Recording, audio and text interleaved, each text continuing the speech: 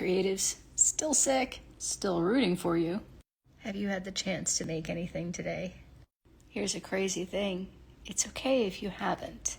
It is true that Create at 22 is all about creating a daily habit of making stuff, even if it's small and tiny, but getting yourself to do that.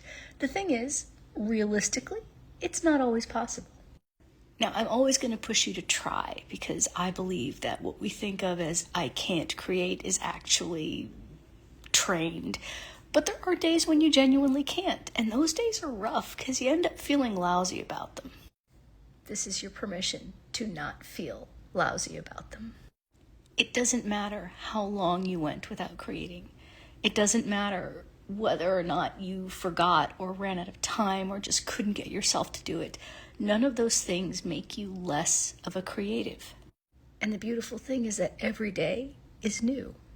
You get to start again. You get to try again. There's no failure in art. You just tripped and fell down. You can always get up and try again. I'm resting the voice, so love you. You can do this. Sit down with me now, creatives, no matter how it's gone before now, and let's make something new.